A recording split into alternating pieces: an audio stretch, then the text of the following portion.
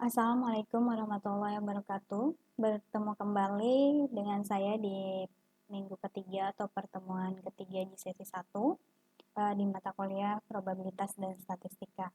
Eh, Pada sesi ini saya akan menjelaskan mengenai penyajian data melalui tabel dan grafik. Jadi pada pertemuan-pertemuan sebelumnya kita sudah bahas mengenai bagaimana kita menentukan tujuan penelitian, kemudian berpengaruh ke populasi target, ke penentuan ukuran sampel, kemudian ke pengumpulan datanya, penyusunan kuesionernya, kemudian uji validitas dan reliabilitas kuesionernya harus seperti apa. Nah, nanti setelah data terkumpul, itu bagaimana cara kita menyajikan data akan kita bahas hari ini.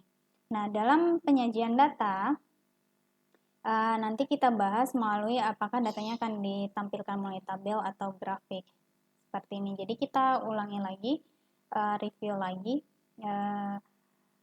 Di dua pertemuan awal itu kita sudah bahas bagaimana cara menentukan tujuan penelitian yang berpengaruh kepada penentuan populasi target, kemudian penentuan teknik sampling dan ukuran sampling, kemudian ke penentuan bagaimana kita mengumpulkan datanya menggunakan apa, misalnya menggunakan kuesioner, kemudian kuesionernya sudah disusun nanti harus diuji dulu validitas dan reliabilitasnya. Jadi dua pertemuan lalu kita sudah sampai di tahap ini. Paham ya? Nah, nanti dari mulai pertemuan ini sampai dengan pertemuan akhir kita akan membahas mengenai analisis datanya. Analisis data itu ada deskriptif dan ada induktif atau inferensi. Untuk pertemuan kali ini dan di sesi ini kita akan membahas mengenai analisis data melalui deskriptif. Nah, statistika itu saya ulangi lagi, ada statistika deskriptif dan ada statistika induktif. Kalau statistika deskriptif itu adalah kumpulan metode yang digunakan untuk menganalisis dan menyajikan data kuantitatif yang jumlahnya relatif besar. Tujuannya adalah untuk menggambarkan data tersebut agar dapat dimengerti dengan mudah. Jadi sifatnya adalah eksploratif. Jadi di pertemuan selanjutnya kan sudah saya tunjukkan tentang rekapitulasi data. Nah, kalau datanya hanya disajikan atau diserahkan ke yang membutuhkan, misalnya adalah decision maker yang berhubungan langsung atau yang memerlukan data seperti itu, mungkin hasilnya bingung dia. Saya kesimpulannya mana atau ini apa dari data ini saya bisa dapat apa? Nah, itu adalah kita harus menyajikan data yang sifatnya eksploratif. Nah, itu masuknya ke dalam statistika deskriptif sehingga nanti data dari rekapitulasi data yang data mentahnya atau raw datanya itu kita peroleh informasi untuk dapat lebih mudah dimengerti. Nah, selanjutnya kalau kita ingin mengkonfirmasi sebuah pernyataan, kemudian datanya yang kita peroleh dari sampel dan nanti dibuat kesimpulan yang berlaku untuk populasi, itu masuknya ke statistika induktif, jadi sifatnya konfirmatif. Misalnya, ada pernyataan yang menyatakan bahwa kualitas website streaming Sumedang sudah sangat baik. Pernyataan itu perlu diuji dan diujinya karena kita tidak mungkin melakukan sensus atau meminta satu persatu user dari website streaming Sumedang untuk menilai atau mengukur kualitas websitenya. Kita hanya bisa mengambil sebagian dari usernya ya, atau dari sampel. Nanti dikumpulkan data dari sampel, kemudian diolah, ditarik kesimpulan, tapi itu berlaku untuk populasi. Nah, itu masuknya ke dalam statistika induktif, sehingga sifatnya adalah konfirmatif. Jadi mengkonfirmasi pernyataan tadi bahwa website streaming Sumedang itu sudah sangat baik kualitasnya. Nah, kita ulangi lagi, analisis data tadi ada deskriptif, ada inferensi. Deskriptif itu nanti ada penyajian data, lebih ke penyajian data. Jadi, penyajian datanya bisa dalam bentuk numerik. Di numerik itu nanti ada tabel summary statistik. Nanti kita praktikumkan menggunakan Microsoft Excel. Kemudian ada tabel kontingensi, kemudian untuk grafiknya itu ada bar chart, pie chart, kemudian box plot, scatter plot, stem and leaf diagram, atau diagram batang daun. Kemudian untuk inferensinya nanti ada penaksiran parameter. Penaksiran parameter itu sebenarnya kita menghitung. Jadi kan ada populasi, kemudian ada sampel yang sudah saya jelaskan. Ini adalah populasi, yang ini adalah sampel. Dari populasi ini, karena kita tidak bisa sensus, kita membentukkan rata-rata misalnya. Tapi kita gunakannya sampel. Dari sampel itu kita dapat X bar. Nah, X bar ini adalah penaksir dari mu. Jadi nanti ada mu topi itu sama dengan X bar. Mu topi itu adalah taksiran atau estimasi. Kemudian atau kita butuhkan simpangan baku. Dari sampel kita perolehnya S. Jadi sigma topi sama dengan S kecil. Nah, ini adalah estimasi atau penaksiran. Kemudian kalau untuk inferensi tadi, pengujian hipotesis ada pernyataan yang menyatakan bahwa website Streaming Sumedang itu memiliki kualitas yang sangat baik. Itu disebut sebagai hipotesis yang perlu diuji. Jadi pernyataan ilmiah yang masih perlu diuji baru disebut sebagai hipotesis. Kemudian, nah ini saya ulangi lagi. Jadi tadi ada populasi, kemudian kita ambil sebagian sampel menggunakan teknik sampling, kemudian dari populasi kita kita dapatkan parameter, ada rata-rata, ada proporsi, ada korelasi. Dari statistiknya ada X bar, ada rata-rata, ada P, ada R, kemudian ini adalah statistika deskriptif. Jadi kalau statistika deskriptif itu di populasi ada, di sampel juga ada. Jadi tidak hanya berlaku untuk sampelnya saja, tapi untuk populasinya juga. Di populasi ada statistika deskriptif, di sampel juga ada statistika deskriptif.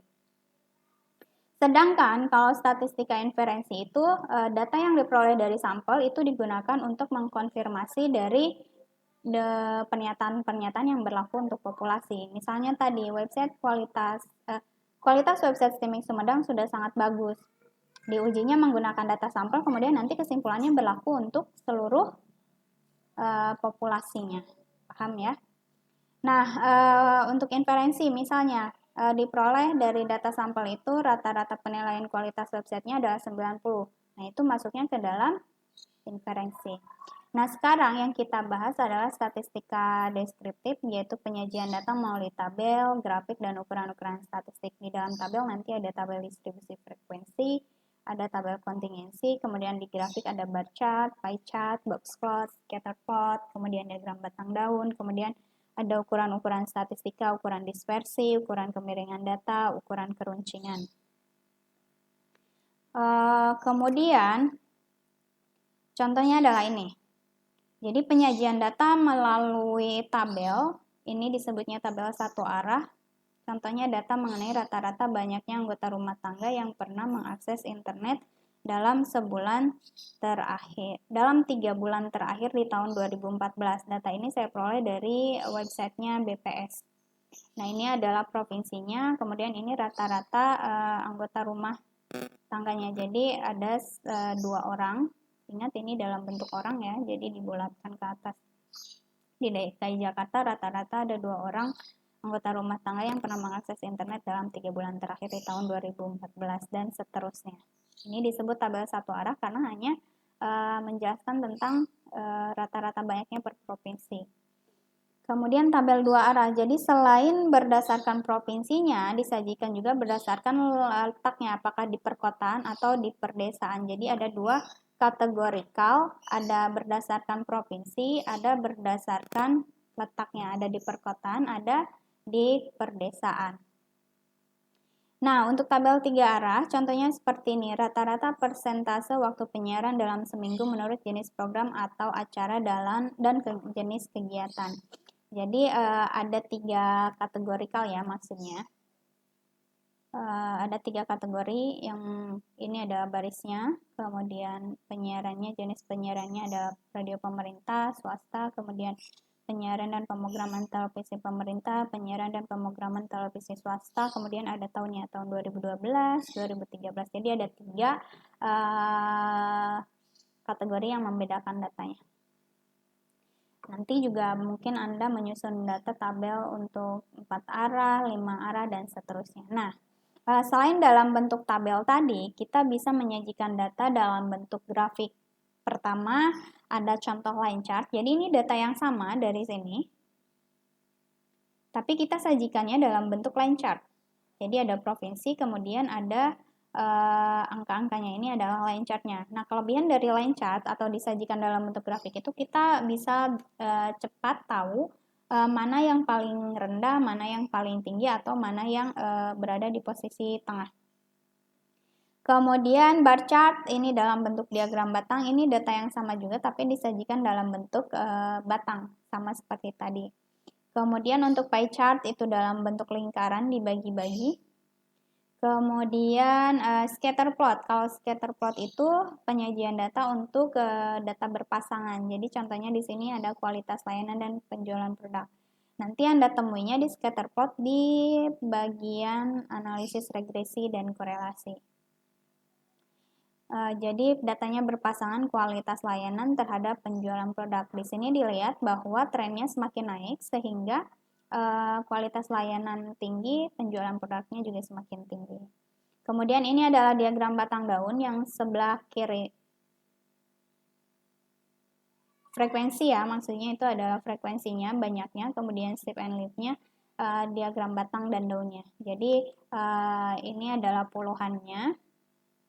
Yang ini adalah puluhannya, yang ini adalah satuannya.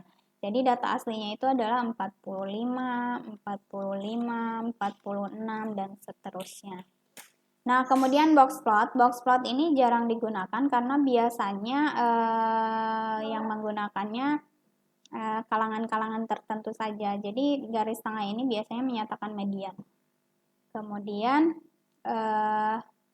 itu adalah yang terakhir. Untuk metode grafik, contohnya nanti bagaimana kita menyajikan dalam bentuk grafik menggunakan software atau menggunakan Microsoft Excel, itu kita bahas di video selanjutnya atau bisa langsung Anda lihat di video tutorial praktikumnya. Nah, untuk materi selanjutnya, kita lanjutkan di video selanjutnya.